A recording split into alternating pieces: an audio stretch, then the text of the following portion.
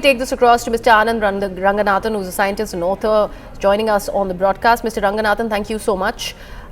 There's so much of furor over the name change that opposition has been always spoken about ever since the G20 dinner invites were sent out by the president of the country. And now with the NCERT now deciding to change wherever there is a India mention into Bharat, this is only going to snowball into a bigger controversy. How do you see this, sir? Yeah, frankly, I think, we've all had our views on this for a month. As you rightly put it, the whole issue erupted around G20.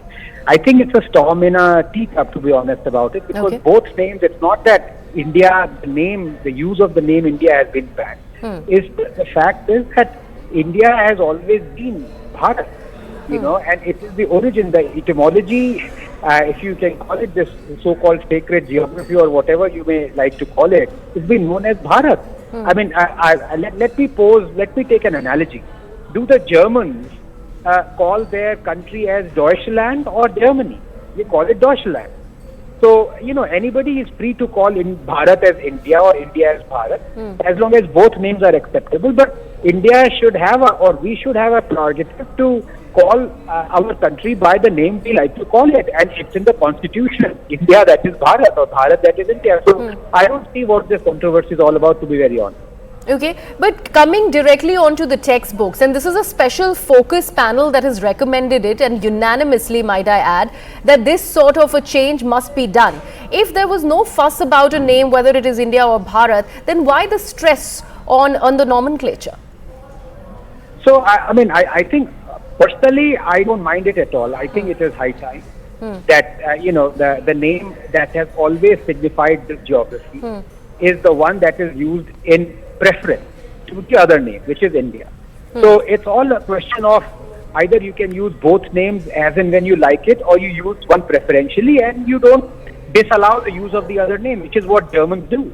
So I don't see anything wrong in that. The problem, I would see something wrong if you completely ban the use of the word India. So in textbooks, if you say never use India or any other place, that's, in my opinion, I don't like that. But if a textbook wants to use Bharat, I don't see anything wrong in that at all, because that is indeed our name. Okay, thank you so much, Mr. Ranganathan. Let me also take this to Mr. Ratan Sharda, who is also an author, joining us on the broadcast. Mr. Sharda, political bickering has already started, but how do you see this? Would you actually call this a name change? Something that Mr. Ranganathan was also underlining, that this is not. It's not like we are banning India. It's just putting Bharat where India was, but there is no mention of blacklisting the use of India at all. Not at all, because Constitution says India, that is Bharat, point one. Point two is that it's not a question of banning anything. Question is, when you talk about our nation as India, and when you talk about the nation as Bharat, immediately our imagery changes. Because Indus is a geographical, I would say, marker for us. It's a geographical marker saying this is the land which the whole Bharat is named after river Indus, but there are Saraswati River also, and we are talking of a nation which is the only continuously living civilization since last 10,000 years. That is documented. It could be older. So having such a nation which has got huge traditions, knowledge system, science, arts, arithmetic, anything you talk about, that is linked to ancient Bharat. It is not linked to India, because as per Western worldview that we have been taught all the time that India was nothing. It was a casteist, bigoted society which had no knowledge, which had no system, while Bharat represents the light of knowledge that is spread across the world, culture that is spread across the world. And when a student opens his mind to Bharat, he thinks of the entire civilizational life of the nation and he feels connected.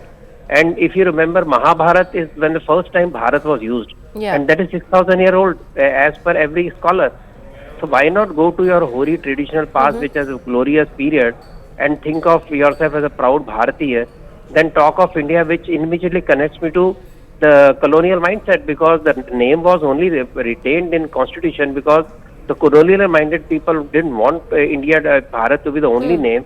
You can see the debates in the constitution, the assembly, where this name was debated, then finally compromise was found, and you said, okay, India, that is Bharat, because Nehru himself was an Anglophile. He looked at India as a foreigner from US, from UK shores, not as somebody from the shore of Ujjain, which is the original zero meridian.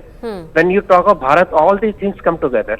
Okay. That is the reason for a student to feel connected to and feel pride of his land. Bharat is much more better name than India. As far as student who goes out for knowledge seeking, he starts on a positive note. Okay. All right, Mr. Ratan Sharda, thank you so much for joining us on the broadcast and sharing in your views.